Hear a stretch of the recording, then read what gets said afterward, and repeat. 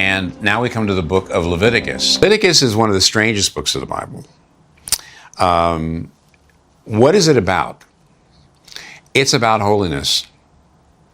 And it's about, especially for us, it's a rather strange. It is about how God laid out the rules so that the Israelites could be holy and therefore they could worship and come into his presence. The Old Testament isn't intended for anybody other than Israel. He fulfilled the Levitical law already. He is our sacrifice. Much said about God's mercy, much said about his grace. There is a great emphasis on the fact that God forgives, that he empowers. Almost nothing is said about the law of God, about the judgment of God, about the heinousness of violating his law and the just consequences of such a violation. And so, in a sense, the gospel, which means the good news, is stripped of what is really good because people don't know what is really bad, which makes the good news such good news. Welcome to Diggin Deeper, a simple Bible study where we dig deeper into the Word of God. Thank you for joining me. I am your host, Billy Ray Parrish. For today's study, we continue in the book of Leviticus, this time with Leviticus Chapter 16. This is the third book of the Torah and the Old Testament to provide instruction and laws to guide a sinful people. However, as we have witnessed through the first two books of the Bible, God redeemed humanity time and time again. And the same is still true today, but it requires a relationship with a holy God. Leviticus chapter 16 is made up of 34 verses beginning with verse 1. And the Lord spake unto Moses after the death of the two sons of Aaron, when they offered before the Lord, and died. And the Lord said unto Moses, Speak unto Aaron thy brother, that he come not at all times into the holy place within the veil before the mercy seat, which is upon the ark, that he die not. For I will appear in the cloud upon the mercy seat. Thus shall Aaron come into the holy place, with a young bullock for a sin offering, and a ram for a burnt offering. He shall put on the holy linen coat, and he shall have the linen breeches upon his flesh, and shall be girded with a linen girdle, and with a linen mitre shall he be attired. These are holy garments, therefore shall he wash his flesh in water, and so put them on. And he shall take of the congregation of the children of Israel 2 kids of the goats for a sin offering, and 1 ram for a burnt offering. And Aaron shall offer his bullock of the sin offering, which is for himself, and make an atonement for himself, and for his house. And he shall take the 2 goats, and present them before the Lord at the door of the tabernacle of the congregation. And Aaron shall cast lots upon the 2 goats, 1 lot for the Lord, and the other lot for the scapegoat. And Aaron shall bring the goat upon which the Lord's lot fell, and offer him for a sin offering. But the goat, on which the lot fell to be the scapegoat, shall be presented alive before the Lord, to make an atonement with him, and to let him go for a scapegoat into the wilderness. And Aaron shall bring the bullock of the sin offering, which is for himself, and shall make an atonement for himself, and for his house, and shall kill the bullock of the sin offering which is for himself, and he shall take a censer full of burning coals of fire from off the altar before the Lord, and his hands full of sweet incense beaten small, and bring it within the veil. And he shall put the incense upon the fire before the Lord, that the cloud of the incense may cover the mercy seat that is upon the testimony, that he die not. And he shall take of the blood of the bullock, and sprinkle it with his finger upon the mercy seat eastward.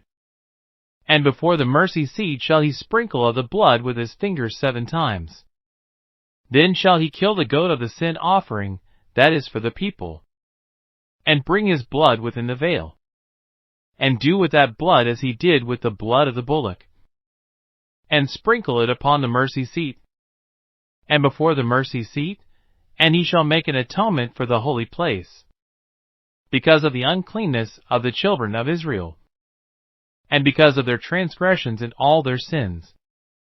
And so shall he do for the tabernacle of the congregation, that remaineth among them in the midst of their uncleanness.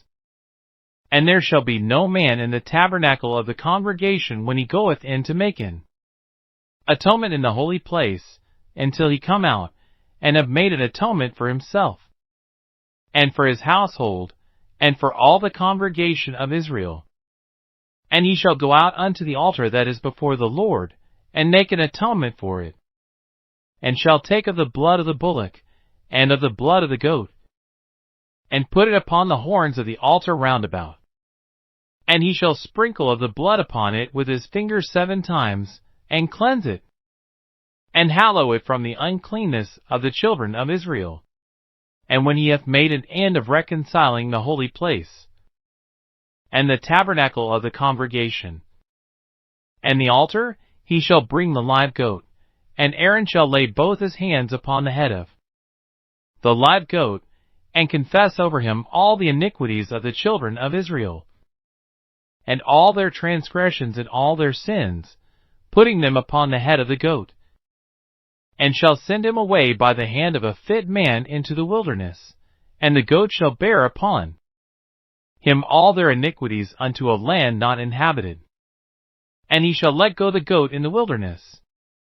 And Aaron shall come into the tabernacle of the congregation, and shall put off the linen garments, which he put on when he went into the holy place, and shall leave them there, and he shall wash his flesh with water in the holy place, and put on his garments, and come forth, and offer his burnt offering, and the burnt offering of the people, and make an atonement for himself, and for the people. And the fat of the sin offering shall he burn upon the altar. And he that let go the goat for the scapegoat shall wash his clothes, and bathe his flesh in water, and afterward come into the camp. And the bullock for the sin offering, and the goat for the sin offering, whose blood was brought in to make atonement in the holy place, shall one carry forth without the camp, and they shall burn in the fire their skins, and their flesh, and their dung. And he that burneth them shall wash his clothes, and bathe his flesh in water. And afterward he shall come into the camp. And this shall be a statute forever unto you, that in the 7th month, on the 10th day of the month, ye shall afflict your souls, and do no work at all, whether it be one of your own country, or a stranger that sojourneth among you. For on that day shall the priest make an atonement for you to cleanse you, that ye may be clean from all your sins before the Lord.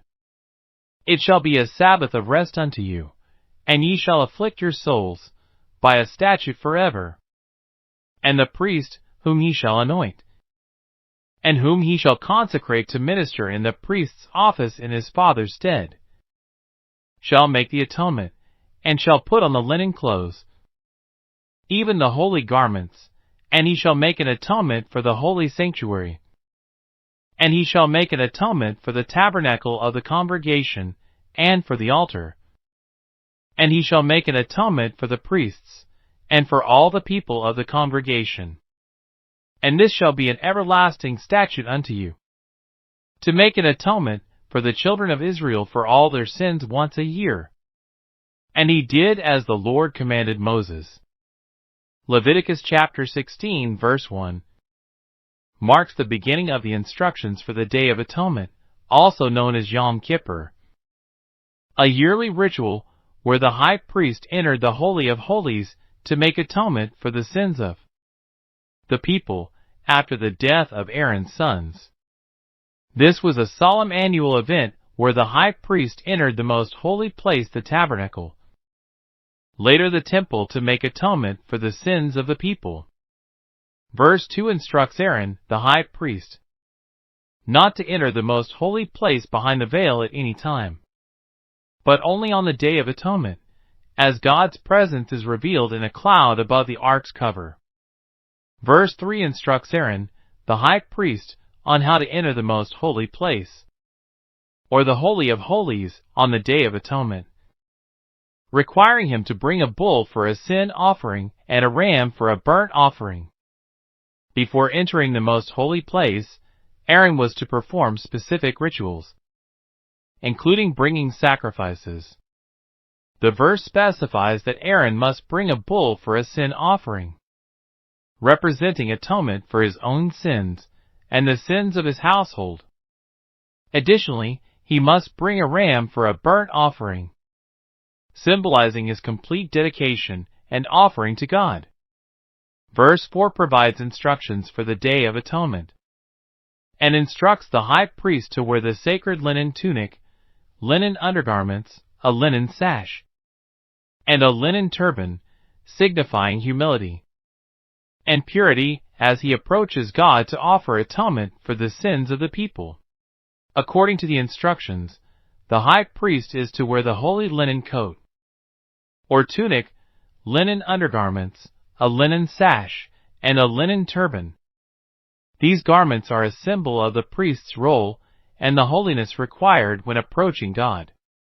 The use of simple linen garments, rather than the more ornate priestly garments, emphasizes the priest's role as a humble servant seeking atonement for his own sins and the sins of the people. The use of simple linen garments, rather than the more ornate priestly garments, emphasizes the priest's role as a humble servant seeking atonement for his own sins and the sins of the people. Verse 5 instructs that on the Day of Atonement, the high priest is to take 2 male goats for a sin offering, and 1 ram for a burnt offering from the congregation of Israel, signifying the purification of the people and the holy place from sin. 1 goat was sacrificed, and its blood was used to make atonement for the sins of the people and the holy place. The other goat, known as the scapegoat, was sent into the wilderness after the high priest confessed the sins of the people upon it, symbolizing the removal of their sins. The holy place. Verses 6 and 7 instruct Aaron to present a bull as a sin offering for himself and his household, making atonement for their sins. The bull's offering is specifically for Aaron and his family, his house, to make amends for their sins and be cleansed before approaching God. This ritual highlights the need for purification and reconciliation, even for those who serve God, as they are also imperfect and prone to sin. Verse 8 the priest is instructed to cast lots for 2 goats, one for the Lord to be sacrificed, and the other for Azazel the scapegoat, to be sent into the wilderness. Verse 9 explains the goat chosen by lot for the Lord is to be offered as a sin offering, while the goat chosen for Azazel is to be sent into the wilderness, symbolizing the removal of the people's sins, which symbolizes God's promise to remove sins as far as the east is from the west. Verse 10 describes the ritual of the Day of Atonement, where the goat chosen by Lot as the scapegoat is presented alive before the Lord to make atonement for it, and then sent into the wilderness to Azazel. 2 goats are presented, and a lot is cast to determine which one will be sacrificed for the Lord, and which will be sent into the wilderness as the scapegoat. The goat chosen by Lot to be the scapegoat is presented alive before the Lord, and the high priest symbolically places the sins of the people upon it. The goat is then sent into the wilderness to Azazel, a place often interpreted as a desolate or remote area, where the goat is released, symbolically taking away the sins of the people. Verse 11 explains that Aaron is to present a bull as a sin offering for himself and his household, making atonement for their sins before offering sacrifices for the people, signifying the need for priests to address their own sins before serving the people, before Aaron could perform the atonement for the people. he was required to first offer a sin offering for himself and his household. Verse 12, the high priest is instructed to take burning coals from the altar and 2 handfuls of incense. Then bring them behind the curtain into the most holy place to cover the mercy seat with incense.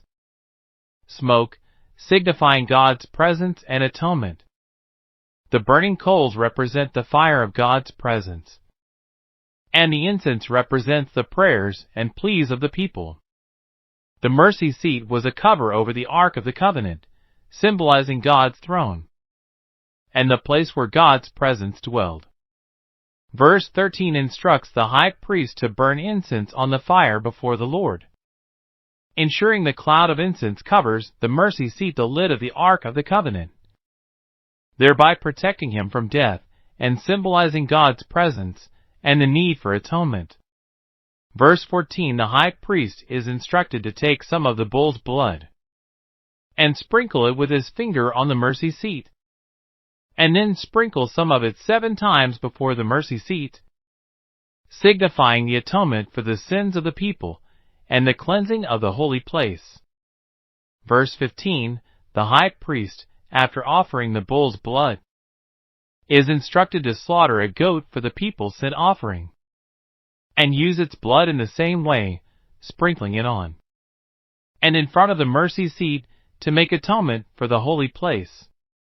Verse 16 states that the priest must make atonement for the holy place and the tent of meeting because of the uncleanness of the people of Israel and their sins. Verse 17 states that no one is to be in the tent of meeting during the Day of Atonement, from the time Aaron enters to make atonement in the most holy place until he comes out, having made atonement for himself, his household, and the whole community of Israel. Verse 18 describes the high priest making atonement for the altar of incense, a ritual act of cleansing the sanctuary from the people's uncleanness and sins by applying blood from the bull and goat to the horns of the altar. Verse 19, the high priest is instructed to sprinkle blood from the sin offering with his finger 7 times on the altar, cleansing and consecrating it from the uncleanness of the Israelites. Verse 20 describes the high priest's role in symbolically transferring the sins of the Israelites onto a goat, the scapegoat, after purifying the sanctuary, which is then sent into the wilderness, signifying the removal of sin. Before the scapegoat ritual, the high priest would purify the sanctuary and the altar, symbolizing the cleansing of the community from sin. Verse 21 commands Aaron to lay his hands on the head of a live goat, confessing over it all the sins of the Israelites, effectively transferring their iniquities to the goat, which is then sent into the wilderness, symbolizing the removal of their sins. Verse 22 describes the scapegoat ritual, where the sins of the Israelites are symbolically placed on a goat, which is then sent away into the wilderness, representing the complete removal and forgetting of their transgressions. The scapegoat's departure symbolizes the complete removal and forgetting of the people's sins, as if they were carried away and never to be seen again. Verse 23 describes the high priest Aaron's actions after the Day of Atonement rituals, including washing and putting on his regular garments after removing the linen garments he wore in the Holy of Holies, signifying the completion of the atonement process.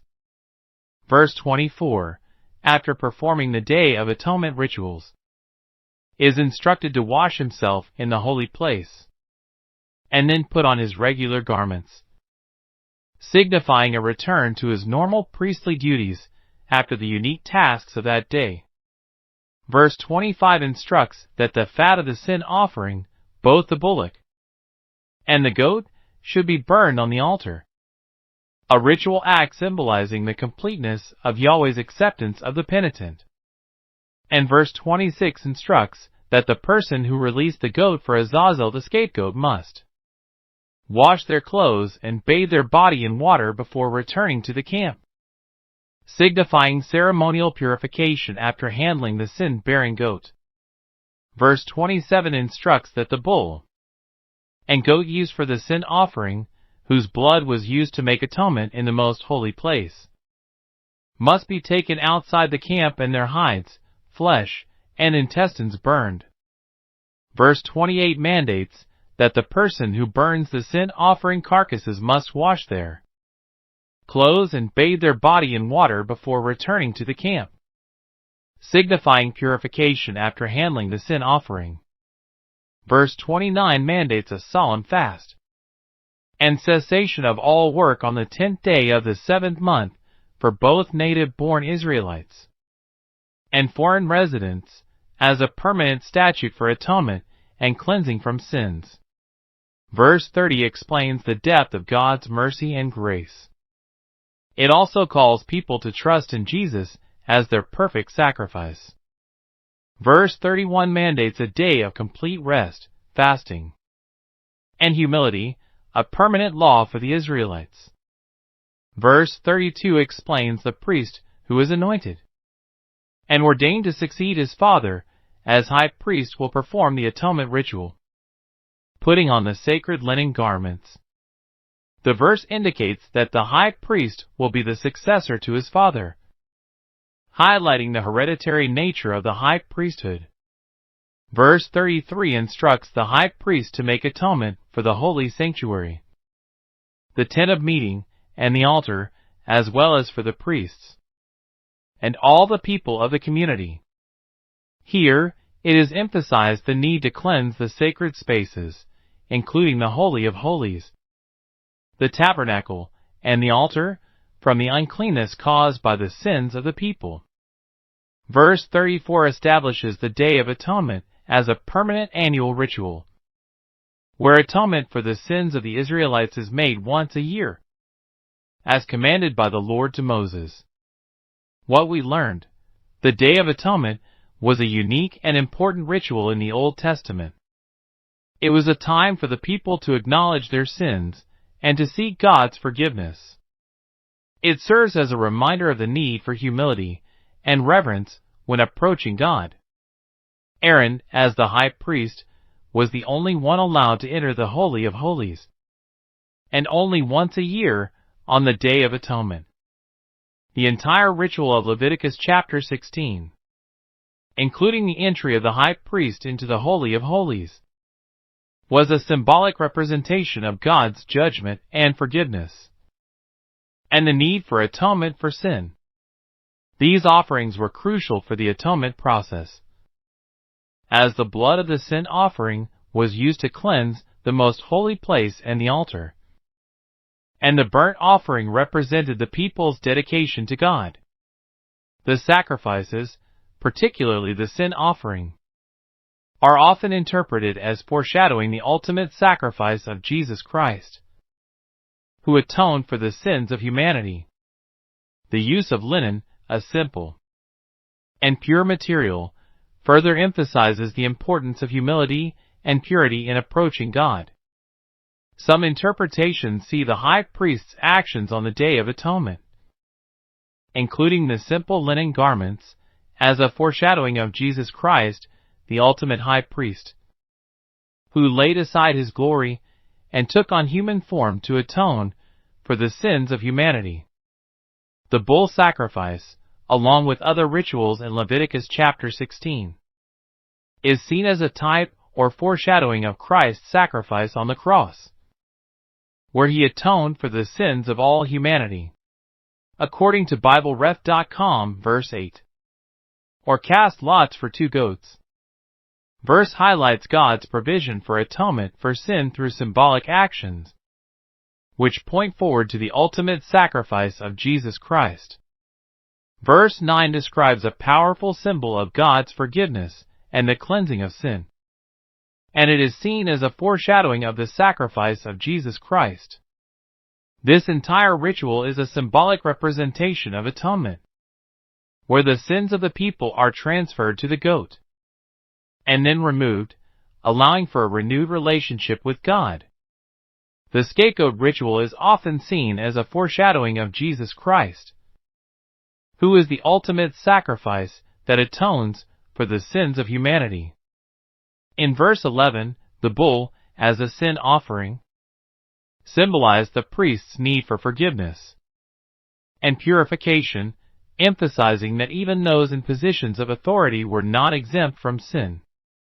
The bull sacrifice and the subsequent sprinkling of blood represented the cleansing and making right with God, a type of atonement that would be fulfilled in Jesus Christ, the ultimate high priest. The smoke of the incense clouding the mercy seat was a symbolic act of atonement, covering the sins of the people and allowing God to be present in the most holy place. Some interpretations see this ritual as a foreshadowing of Jesus Christ, the ultimate high priest, who entered the heavenly sanctuary with his own blood to atone for the sins of all people. In verse 13, the phrase "he may not die" emphasizes the seriousness of approaching God without proper preparation and reverence, as the high priest's life depended on following God's instructions precisely. The incense, when burned, created a cloud that covered the mercy seat, preventing the high priest from being struck down by God's presence. This phrase emphasizes the seriousness of approaching God without proper preparation and reverence, as the high priest's life depended on following God's instructions precisely. The incense, when burned, created a cloud that covered the mercy seat, preventing the high priest from being struck down by God's presence. Verse 13 describes a ritual that symbolized the need for a mediator between a holy God and sinful humanity, ultimately fulfilled in Jesus Christ, who provides believers with access to God without fear of death. The high priest would then sprinkle some of the blood 7 times before the mercy seat, further emphasizing the act of atonement. This ritual symbolized the cleansing of the holy place and the atonement for the sins of the people, allowing God's presence to remain among them. The goat's blood, like the bull's blood, is used to make atonement for the sins of the people and the holy place. Sprinkling the blood on and in front of the mercy seat, the lid of the Ark of the Covenant, is a symbolic act of cleansing and reconciliation with God. This ritual highlighted the need for purification and reconciliation with God, both for the people and for the place of worship. Some interpret this ritual as a foreshadowing of Jesus' sacrifice, which provides a final and complete atonement for the sins of humanity. No one else was allowed in the tent of meeting when Aaron entered to make atonement, emphasizing the sacred and unique nature of this ritual. Aaron's atonement was not just for himself, but also for his household priests and the entire community of Israel. This act of applying blood was a ritualistic cleansing meant to purify the altar and the sanctuary from the uncleanness and sins of the people. The blood of the sacrifices symbolized the atonement for sins, and the ritual itself represented the cleansing of the sanctuary and the people from their transgressions. This act of sprinkling the blood was meant to cleanse the altar from the uncleanness caused by the people's sins and to consecrate it for God's use. The atonement is to be made for the people of Israel, meaning that the sins of the entire community are addressed through this ritual. Verse 34 highlights the importance of addressing sin and seeking reconciliation with God, a theme that resonates throughout the Bible. We have reached the end of our Bible study today for Leviticus Chapter 16. I am excited to be in a new book of the Bible, and we have finished the first 16 chapters of Leviticus, which means we are more than halfway through another book. I am thankful for each of you for continuing to tune into the program with me. We are beginning to put together an impressive list of programs. The first 2 books of the Bible have been really fun to learn and really deep, but there is so much more to come. There is no telling what the next studies will reveal, so join us next time for our Bible study here on Diggin Deeper, as we simply dig deeper into the Word of God. Before we go, If you liked what you just watched, like and share our content. It really helps us grow. And think about subscribing to our channel, which will help you keep up to date with all of our content. Once again, I am your host Billy Ray Parrish, and until next time, thank you for joining us. Stay safe and God bless.